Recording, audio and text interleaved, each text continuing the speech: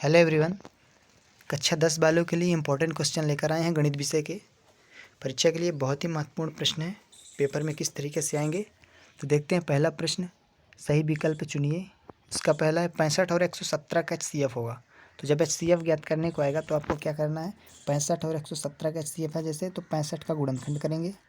तो 65 का गुणनखंड 5 गुणे 13 हो जाएगा। और 117 का करेंगे गुणनखंड, तो 3 गुणे 13 हो जाएगा। तो यहाँ पे उभयनिष्ठ क्या दिख रहा है, दोनों में 13, और तो कुछ नहीं है, 13 है केवल, तो इसका HCF क्या हो जाएगा, 13। दूसरा है, द्विघात बहुपद में शून्यकों की अधिकतम संख्या हो सकती है। तो द्विघात बहुपद में जो चर की उच्चतम घात 2 ही होती है, तो शून्यकों की अधिकतम संख्या भी 2 ही हो सकती है। तो इसका आंसर 2 हो जाएगा। तीसरा है, बहुपद x² - 4 के शून्यक होंगे। तो शून्यक निकालेंगे, तो यहाँ पे आप x² - 4 को इस तरीके से लिख सकते हो, x² - 2²। 4 को 2² लिखा जा सकता है। तो यहाँ पे फार्मूला लग जाएगा a² - b² का। तो a² - b² का फार्मूला होता है a + b a - b। तो a + b अर्थात x + 2 और a - b अर्थात x - 2, ये हमारा गुणनखंड हो गया। जब इसको बराबर शून्य के लेंगे और इसको, तो हमारे शून्य आ जाएंगे। तो लेते हैं x + 2 = 0, तो x बराबर -2। और जब x - 2 = 0, तो x बराबर +2। तो +2 और -2 दोनों आ रहा है, यहाँ पे आप देख सकते हो। तो किस नंबर पे है, द नंबर पे, +-2। तो ये हो गए इसका 13, इसका 2 और इसका +-2। चौथा क्वेश्चन देखते हैं। के किस मान के लिए समीकरण 3x - y + 8 = 0 और 6x - ky = -16 संपाती रेखाएं प्रदर्शित करेगा। संपाती रेखाएं प्रदर्शित करेगा अर्थात a1/a2 = b1/b2 = c1/c2 होगा। तो देखते हैं, a1/a2 यानी 3/6 बराबर होना चाहिए b1/b2। तो b1 अर्थात -1 बटे नीचे -k, b2 में k है, और 8 है इधर बटे इस 16 को इधर लाएंगे, बाएं पक्ष में +16 हो जाएगा, तो 8/16। तो यहाँ पे आप देख सकते हो कि 3 दूनी 6, 1/2 आ रहा है a1/a2 का मान बराबर, ये तो 1/k है, और इधर भी ये 1/2 आ रहा है। तो आप देखिए 1/2 चाहिए, तो k के जगह में हमको 2 मिल जाए तो ये संपाती रेखा प्रदर्शित करेगा, अर्थात k की वैल्यू क्या होगी, 2 होगी। तो 2 किस नंबर पे है, स नंबर पे, तो इसका आंसर 2 हो जाएगा। पाँचवा है, x - 2y = 0 और 3x + 4y - 20 = 0 रेखाएं क्या करेंगी, प्रतिच्छेद करेंगी, संपाती हैं, समांतर है कि कोई नहीं है। तो देखते हैं a1/a2 से निकालते हैं। तो a1/a2, a1 की वैल्यू 1, a2 की वैल्यू 3, और b1 की वैल्यू -2 और b2 की 4। तो ये दोनों देखिए बराबर नहीं है, यानी कंडीशन हो गई a1/a2 बराबर नहीं है b1/b2 के। तो रेखाएं क्या होंगी, प्रतिच्छेद करेंगी। तो इसका आंसर आ नंबर हो जाएगा। इस तरीके से सही विकल्प इस तरीके से आते हैं तो आपसे बन जाएंगे, और आपको इन्हीं को पढ़ना इंपॉर्टेंट है ये। दूसरा, रिक्त स्थानों की पूर्ति कीजिए।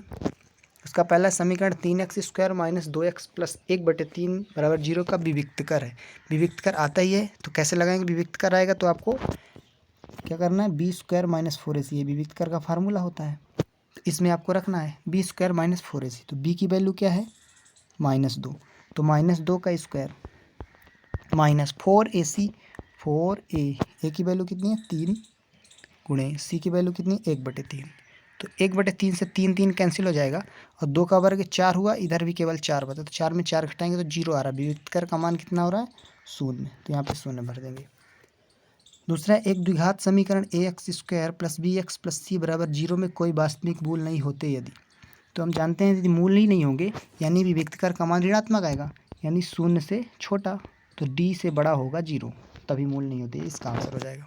क्योंकि यदि d बड़ा होता है 0 से तो मूल वास्तविक होते हैं, और बराबर भी होता है तो मूल वास्तविक तब भी होते हैं, बराबर होते हैं। तो यहाँ पे मूल नहीं होंगे, तो d से बड़ा क्या हो जाएगा, 0, तो d से बड़ा 0 है, यहाँ पे भर देंगे। विविक्तकर इसका 0 आया था। तीसरा, वह अनुक्रम जिसका प्रत्येक पद अपने पूर्ववर्ती पद से एक निश्चित अंतर रखता है, तो क्या कहते हैं उसको, समांतर श्रेणी कहते हैं। जो समान अंतर रखेगा, तो एक जो अनुक्रम, वो क्या कहलाएगा, समांतर श्रेणी, यहाँ पे भर देना है। चौथा, किसी असंभव घटना की प्रायिकता क्या होती है, 0 होती है। असंभव घटना की प्रायिकता 0 होती है। पांचवा है, कोण थीटा वाले त्रिज्यखंड के संगत चाप की लंबाई का सूत्र। चाप की लंबाई का सूत्र ध्यान से लिखना है। कैसे लिखना है, θ/360, θ/360 2πr चाप की लंबाई। ये इसका आंसर हो गया। खाली स्थान भी हो गए। अब देखते हैं सत्य असत्य बताइए। पहला, किसी बाह्य बिंदु से वृत्त पर खींची गई स्पर्श रेखाएं बराबर होती हैं। तो जो वृत्त है और किसी बिंदु से हम दो स्पर्श रेखाएं जो खींचेंगे तो वो बराबर होगी। तो ये सत्य बोल रहा है। दूसरा, समबाहु त्रिभुज सदैव समरूप होते हैं। तो ये भी सत्य है, क्योंकि समबाहु त्रिभुज के प्रत्येक कोण 60 अंश के होंगे, चाहे छोटा हो चाहे बड़ा हो, और भुजाएं भी समानुपातिक होंगी। तीसरा, वृत्त को दो बिंदुओं पर प्रतिच्छेद करने वाली रेखा को छेदक रेखा कहते हैं। तो ये भी सत्य है। चौथा है, क्षैतिज तल से ऊपर की ओर देखने पर दृष्टि रेखा क्षैतिज के साथ अवनमन कोण कहलाती है। तो ये असत्य हो जाएगा, क्योंकि क्षैतिज तल जैसे होता है, दृष्टि बोल रहा ऊपर की ओर है, तो क्षैतिज तल और दृष्टि रेखा के बीच का कोण तो उन्नयन होता है, अवनमन बोल रहा, तो ये असत्य हो जाएगा। पांचवा, समकोण त्रिभुज में कर्ण सबसे बड़ी भुजा होती है। तो ये सत्य है, क्योंकि समकोण त्रिभुज में सबसे बड़ी भुजा कर्ण ही होती है, ये लंबा धार छोटे होंगे उससे। तो ये सत्य भी हो गया। अब देखते हैं चौथा क्वेश्चन में क्या है।